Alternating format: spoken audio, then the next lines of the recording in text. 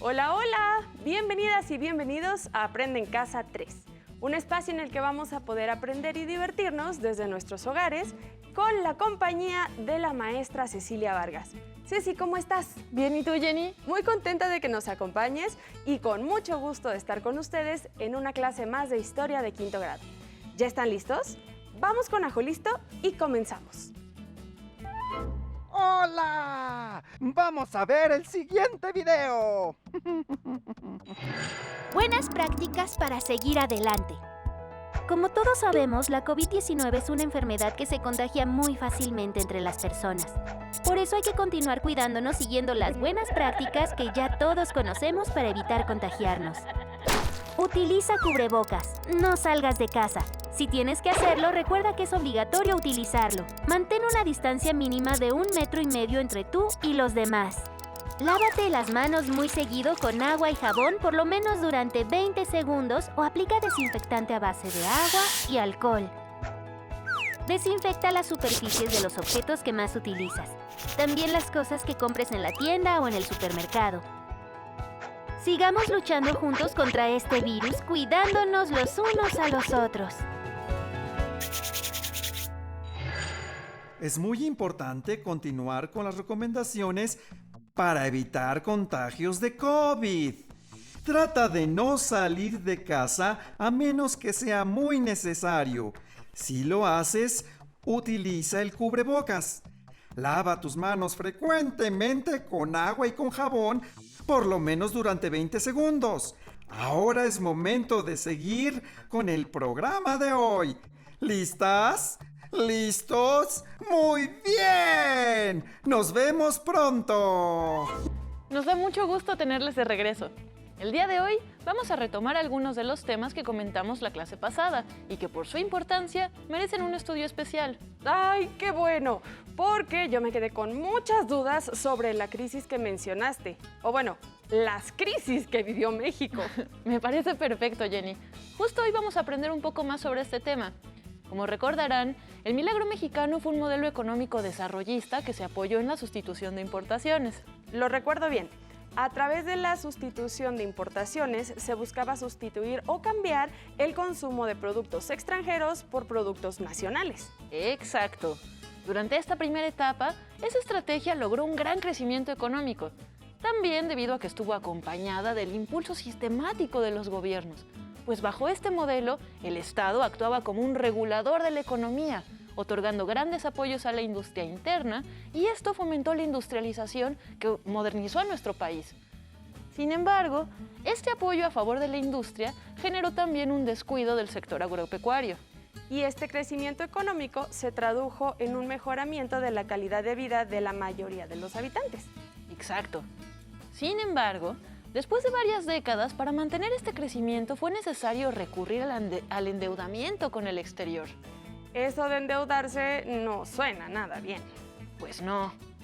Como recordarán, en 1970, Luis Echeverría tomó posesión como presidente y entre sus prioridades estaban crear las condiciones para seguir manteniendo ese patrón de crecimiento. Y según lo que vimos la clase anterior, el modelo que implementó se conoció como desarrollo compartido. ¡Qué bien te acuerdas, Jenny! ¡Exacto! Ese modelo de desarrollo compartido pretendía una mayor intervención del Estado en la economía, incrementar los salarios, beneficiar al sector obrero mediante una distribución equitativa de las ganancias generadas por la industria y también una política agraria en beneficio de los ejidos a través de créditos y subsidios a los campesinos. En general, podemos decir que este modelo lo que pretendía era repartir los ingresos de una manera más equitativa entre la población.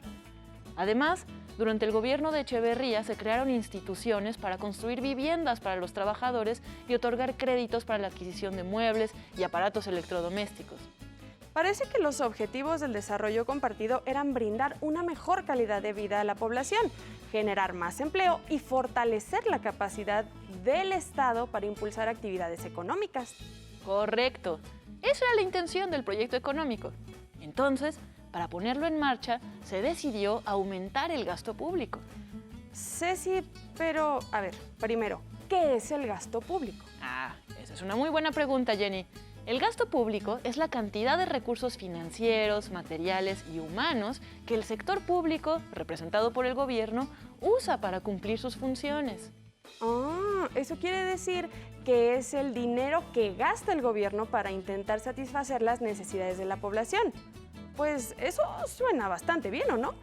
Claro, el gasto público es necesario porque es la forma en la que el gobierno invierte el dinero que recauda por medio del cobro de impuestos para cubrir las necesidades de la población. Los problemas surgen cuando el gasto público no se destina a la creación de bienes o a la inversión de proyectos lo suficientemente valiosos para la sociedad, porque en ese caso el dinero se destina a actividades de poca productividad que no benefician el crecimiento económico. Ey, déjame adivinar, seguro eso pasó en ese momento. El dinero se gastó en proyectos que a corto plazo implicaron un desembolso mayor para la economía y que mostraban signos de debilitamiento. Así fue. Durante este gobierno hubo grandes proyectos, pero la mayoría estaban destinados a aumentar la producción en el corto plazo, por lo que el impacto de este gasto no se vería totalmente reflejado en el crecimiento económico. Y aunque durante el gobierno de Echeverría el dinero que recibía el Estado, proveniente de la venta del petróleo y de la recaudación de impuestos, fue más que en años anteriores, el problema fue que el gasto público también se incrementó, en más del doble. ¿Eso quiere decir que el gobierno estaba gastando más de lo que recibía? Eso sí sería un serio problema, porque ¿de dónde sacaba el dinero para seguir invirtiendo en el gasto público? Pues sí, esa diferencia entre lo que el gobierno recibía, que era menor, y lo que gastaba, que era mayor, se le llama déficit. Y este déficit fue cubierto en cierta medida por la emisión de billetes, pero principalmente se cubrió mediante deuda externa. Imagínate, Jenny, de 1974 a 1976, o sea, en 2 años, la deuda se duplicó. Esto ocasionó una crisis fiscal. Generó muchas presiones sobre el tipo de cambio, que es la equivalencia entre el valor de 2 monedas diferentes. Y esta situación finalmente hizo crisis en septiembre de 1976, cuando el tipo de cambio se devaluó. Maestra, a ver, es que muchos términos que no conozco. ¿Qué quiere decir con se devaluó? Bueno, Jenny, son muy buenas preguntas. Seguro muchos de nuestros alumnos no saben qué es eso. Significa que el peso perdió valor frente a otras monedas, como el dólar. No me queda muy claro. ¿Podrías explicarlo un poquito más a detalle? Claro que sí. Mira, veamos este ejemplo en pantalla. Imaginemos que tenemos una moneda extranjera y su equivalencia en pesos mexicanos es de 10 pesos. Esto quiere decir que con 10 pesos mexicanos puedes comprar una moneda extranjera. Cuando ocurre una devaluación, el peso ahora vale menos. Mira. Seguimos teniendo una moneda extranjera, pero ahora su equivalencia son 12 pesos mexicanos debido a la devaluación.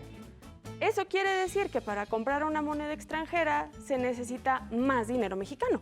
Exacto. Y si hay otra devaluación, el peso vuelve a bajar su valor. Mira, seguimos teniendo una moneda extranjera, pero ahora su equivalencia son 15 pesos. Ahora necesitamos más monedas mexicanas para comprar la misma moneda extranjera, una sola. Exacto. Así es como funciona la devaluación. Bueno, hay muchos otros factores que causan una devaluación y que influyen en sus consecuencias, pero por el momento es suficiente con que nuestros alumnos y alumnas en casa comprendan que una devaluación es cuando una moneda pierde valor frente a otra. ¿Y qué hizo el presidente Echeverría para contrarrestar la pérdida del valor del peso? Pues en medio de una fuerte tensión entre el gobierno y el sector privado y con el objetivo de evitar mayores conflictos políticos, Echeverría decidió aumentar los salarios. Pero esta decisión complicó el reajuste económico porque la actividad industrial disminuyó, el consumo privado cayó y se generaron presiones inflacionarias. ¿Inflación qué? Inflacionarias, Jenny, o sea que están relacionadas con la inflación. Aquí otro término que no conozco. ¿Qué es la inflación? La inflación es el incremento de los precios de la mayor parte de los productos y servicios y una pérdida del valor de dinero para poder comprarlos. ¿Nos lo podrías explicar un poquito más? Por supuesto. A ver, imagínate que tienes 10 pesos para comprar algo, ¿va? Va. Ok. Entonces, yo te vendo 1 kilo de manzanas y estas manzanas valen 10 pesos. Eso quiere decir que con tus 10 pesos tú puedes comprar 1 kilo de manzanas. Pero cuando se presenta la inflación, el precio de las manzanas aumenta. Entonces, ahora el mismo kilo de manzanas vale 15 pesos, pero tú sigues teniendo solo 10 pesos. Eso quiere decir que con el mismo dinero de antes ya no podrás comprar el mismo kilo de manzanas. Ahora debes adquirir menos cantidad de producto. Y si se presenta una nueva inflación, entonces ahora el kilo de manzanas cuesta 20 pesos. Y yo solo tengo los mismos 10 pesos. Correcto. Ah, no, pues ahora no voy a poder comprar ni siquiera la mitad del kilo de manzanas. Pues eso es lo que sucede con la inflación, exacto. Cuando los productos valen más y el dinero pierde valor para adquirirlos. La inflación es normal siempre y cuando esté controlada. El problema se presenta cuando la inflación es desmedida y existe un gran aumento de los precios. ¿Te quedó más claro lo que es la inflación, Jenny? Sí, bastante más claro. Perfecto, pues continuemos. En 1976 terminó el periodo presidencial de Echeverría y empezó el de José López Portillo. Y la principal preocupación de López Portillo, era disminuir el déficit entre lo que percibía el gobierno y lo que gastaba. Y algo que contribuyó a disminuir ese déficit fue que en 1978 se descubrieron enormes yacimientos de petróleo en el sureste del país. Y esto permitió que México se recuperara un poco, que disminuyera el déficit, que pagara sus deudas externas y que aumentara el gasto público.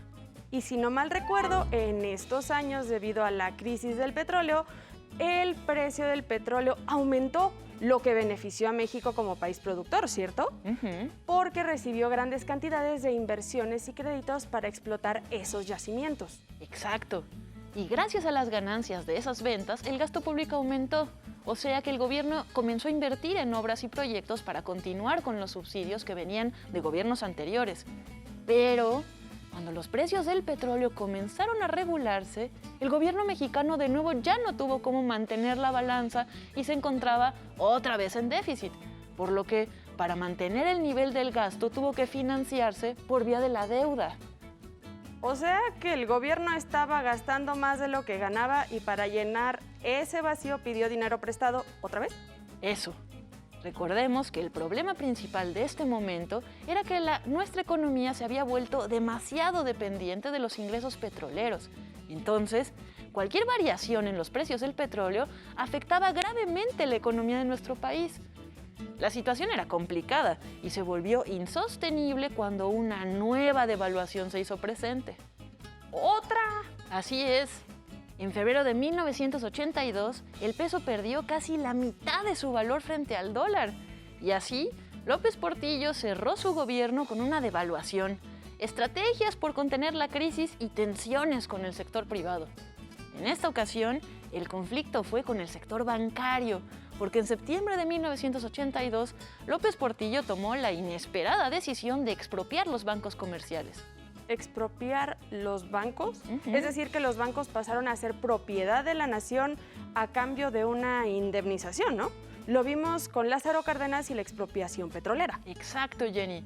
Para cuando Miguel de la Madrid asumió la presidencia en ese año de 1982, México ya no podía pagar la deuda. Las presiones sobre el gobierno eran muchas, tanto externas, de parte de los organismos que exigían el pago de la deuda, como internas, porque la población perdía su poder adquisitivo y se incrementaba la pobreza y la desigualdad. Maestra Ceci, ¿y esa fue la última devaluación del peso en México, espero? Para nada, Jenny. Veamos la siguiente tabla que nos ayudará a comprender de mejor manera las distintas devaluaciones que sufrió el peso mexicano en las últimas 3 décadas del siglo XX. ¡Ándale! Veo que en el gobierno de Luis Echeverría un dólar equivalía a 15 pesos con 36 centavos. Pero para el gobierno de López Portillo en 1982, para adquirir un dólar, se necesitaban 148 pesos con 50 centavos. Es una diferencia abismal. Sí, pero y espérate. Mira, para el gobierno de Miguel de la Madrid, para adquirir un dólar ya era necesario pagar 2.291 pesos con 24 centavos. A ver, nada más que yo aquí no entiendo ¿por qué en el gobierno de Carlos Salinas de Gortari dice que para comprar $1 se necesitaban 3 pesos con 49 centavos? ¿Acaso el peso por fin recuperó su valor? Muy buena observación. No, de hecho, debido a la inflación provocada por las constantes devaluaciones del peso, durante el gobierno de Carlos Salinas se optó por crear un nuevo peso que retiraba 3 ceros a la moneda para darle un valor más real. Así, el dólar pasó de costar 3,000 pesos a tan solo 3 nuevos pesos. No obstante, al final del sexenio de Salinas, el dólar duplicó su valor en pesos, generando otra fuerte crisis en 1994. Ay, no. ¿Y qué pasó con la inflación? Lo mismo. Los precios de los productos se elevaron de una manera exorbitante. Miren, durante el gobierno de Luis Echeverría, la inflación aumentó 126.06%, es decir, que en promedio el precio de todos los productos aumentó 126 veces, aunque no de cada producto en particular, sino que la inflación es un porcentaje que se saca sumando el precio de una gran cantidad de productos y se compara con el precio de esos mismos productos el año anterior. Y para el gobierno de López Portillo hubo una inflación de 417.69%. Luego, para el gobierno de Miguel de la Madrid, la inflación fue de 4.030.75%. ¿Qué? Oh, sí. Esto nos ayuda a comprender la manera en la que los precios aumentaron y cómo eso impactó en la vida de las mexicanas y los mexicanos, cuyo dinero ya era insuficiente para adquirir los productos necesarios para vivir. Es por esto que se dice que en estos años México vivió un periodo de crisis económica. ¿Y cuál fue la solución que propusieron? A partir del gobierno de Miguel de la Madrid, se comenzaron a impulsar fuertes cambios estructurales en las políticas de nuestro país con la adopción de un nuevo modelo económico que lo que pretendía era orientar la economía nacional hacia el mercado exterior. Y este nuevo modelo se llamó neoliberalismo. La adopción del modelo fue un proceso común a todo el mundo occidental durante estos años y consistió en reducir al mínimo la intervención del Estado en la economía, limitándolo a garantizar que funcionaran las leyes que protegían al mercado y a la libertad de comercio. Y recuerdo que la clase pasada mencionaste que un cambio importante para adoptar este modelo fue cuando en 1986 México ingresó al GATT, el Acuerdo General sobre Aranceles Aduaneros y Comercio. Correcto, Jenny. Y este modelo neoliberal se consolidó en 1994, con la entrada en vigor del Tratado de Libre Comercio de América del Norte. Ambos acuerdos, el GATT y el TLC, buscaban abrir las fronteras para comerciar con el extranjero, pues según la teoría neoliberal, la libre competencia generaba crecimiento económico mediante el intercambio de mercancías en nuevos mercados. Pero esta apertura comercial fue un enorme reto para México, me imagino. Efectivamente, porque nuestra industria, la verdad es que no había desarrollado la competitividad suficiente para hacer frente a los productos del exterior que ahora venían a competir con los nuestros. Hay que recordar que durante la época del milagro mexicano, la producción de la industria mexicana estaba orientada a satisfacer la demanda del mercado interno. Esta gozaba de protección por parte del Estado y no requería aumentar la producción, ni la calidad, ni mejorar los precios. En algunos casos, el precio de las mercancías producidas llegó a ser 50% más caras del valor de aquellas que venían del mercado mundial. Y con este antecedente, además del atraso tecnológico, era muy difícil que las empresas nacionales compitieran en el mercado mundial mejorando los precios de las mercancías extranjeras. Eso quiere decir que las condiciones de competencia que estableció el Tratado de Libre Comercio eran desiguales. Y eso ocasionó graves problemas para nuestro país. Así es, problemas como el aumento de la pobreza y la desigualdad. Y aunque la apertura comercial benefició a algunos sectores a los que les permitió adquirir nuevas tecnologías y productos novedosos para la industria, para las comunicaciones y los transportes, y más, la verdad es que también afectó a un gran sector que aún no lograba reponerse de esas constantes crisis y que ahora, además, debía competir en condiciones desiguales con el mercado externo. En la clase de hoy aprendimos que nuestro país atravesó por una fuerte crisis económica desde los años 70. Esta marcó el fin del milagro mexicano, cuando el gobierno pretendió resolver la situación económica a través del gasto público Y para lograrlo, se vio la necesidad de financiarse con deuda externa, lo que traería graves consecuencias algunos años después, cuando debido a la caída de los precios del petróleo a nivel mundial, el peso mexicano se devaluó. Y justamente otro de nuestros aprendizajes del día de hoy fue que entendimos que es una devaluación. Es cuando una moneda pierde valor frente a otra, lo que le pasó al peso mexicano en 1982. Aprendimos que esta situación de crisis desencadenaría serios problemas en México, como la inflación, que generó una grave pérdida del poder adquisitivo, aumentó la pobreza y la desigualdad. Finalmente, aprendimos que la solución que propuso el gobierno mexicano para resolver esta situación de crisis fue cambiar el modelo económico hacia uno en donde el Estado redujo su intervención en la economía y la libre competencia y la apertura de fronteras son la base. Sin embargo, esta libre competencia no se efectuó bajo las mismas condiciones para todos los países, lo que representó grandes desafíos a la economía nacional. Te invitamos a que platiques con tus padres y tus abuelos sobre sus experiencias durante esta época. Pregúntales qué recuerdan acerca de la crisis. Seguramente tendrán alguna anécdota que podrá ampliar tu conocimiento. Muchas gracias por acompañarnos y nos vemos la próxima clase. Muchísimas gracias a ti, maestra Cecilia Vargas, por todo lo que aprendimos el día de hoy. Si te es posible, consulta otros libros y comenta el tema de hoy con tu familia. Si tienes la fortuna de hablar una lengua indígena, aprovecha este momento para practicarla y platica con tu familia en tu lengua materna. Por hoy hemos terminado con otra crisis de historia de 5º grado y espero que lo hayan disfrutado tanto como nosotras. Les damos las gracias a las maestras y maestros que el día de hoy nos dieron clases. A continuación, educación física. ¡Nos vemos!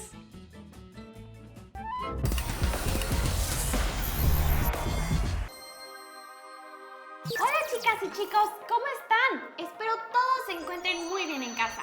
Yo soy Gisela Sierra. Y yo soy Víctor Díaz. Nos da mucho gusto poder saludarlos una vez más. En esta ocasión queremos platicarles de un tema que todos los cibernautas debemos conocer: los derechos de autor y la propiedad intelectual en Internet. Acompáñenos Y pongan mucha atención. Cuando los maestros nos dejan tareas, todos hemos utilizado el Internet para buscar información y así poder realizarlas, ¿no es así? Pero, ¿sabías que si utilizamos la información o los trabajos de otros cibernautas sin su permiso, podríamos estar cometiendo un delito? Por esta y otras razones, es necesario conocer cuándo y cómo podemos usar el trabajo y las ideas de otras personas, respetando así los derechos de autor y la propiedad intelectual. Como ya lo hemos platicado, el ciberespacio nos abre las puertas a nuevos mundos de oportunidades y conocimientos. Pero es importante recordar que así como nuestro yo digital es privado, la información que existe en la red también le pertenece a otros y por lo tanto hay que respetarla. Cuando te encuentres con algo que quieras utilizar en el ciberespacio, te invitamos a tomar en cuenta las siguientes recomendaciones. Cuando tomes contenido de algún sitio web para tus tareas, asegúrate siempre de mencionar el nombre del autor o la página donde obtuviste la información y la fecha de consulta. Si tú no lo hiciste, grabaste o escribiste, entonces no te pertenece. Así que recuerda siempre mencionar de dónde o de quién proviene. De esta manera evitarás incumplir las leyes que protegen los derechos de autor. Nunca y por ningún motivo descargues o compartas programas, juegos, textos, películas o libros si no son de acceso libre o si no cuentas con la autorización de su creador.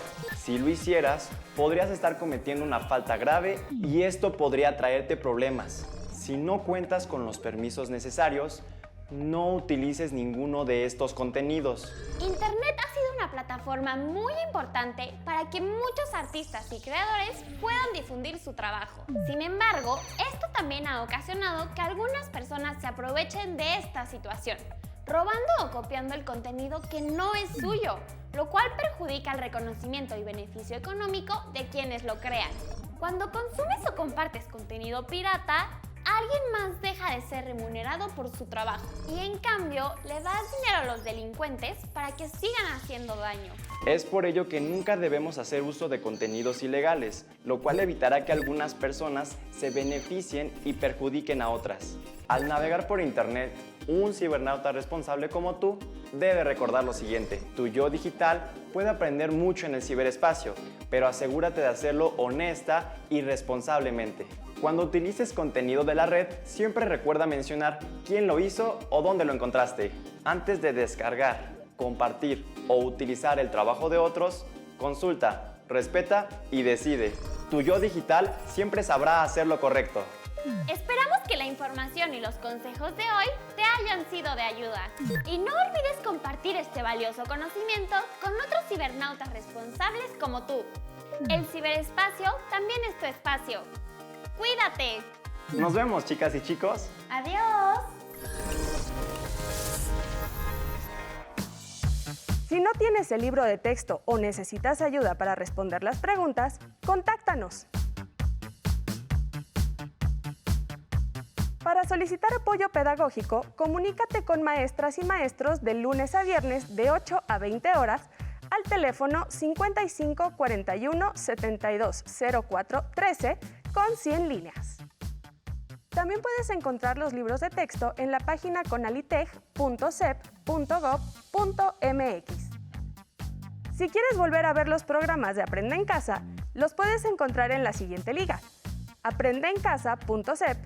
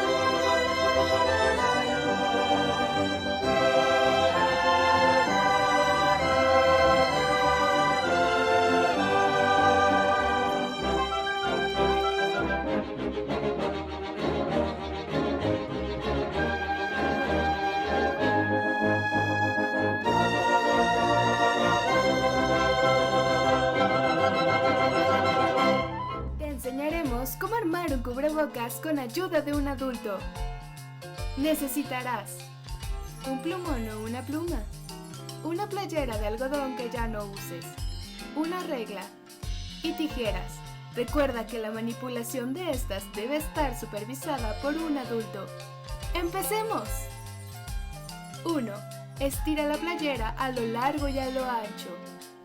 2. Marca con el plumón o la pluma y con ayuda de la regla 10 centímetros de largo, partiendo de abajo hacia arriba. Repite el paso anterior del otro lado de la playera. 3. Traza la línea horizontal entre los dos puntos. 4. Con ayuda de un adulto, corta sobre la línea horizontal que marcaste. Asegúrate de cortar por fuera de la playera. No introduzcas las tijeras en ella. 5. Ahora tenemos un pequeño pedazo de playera.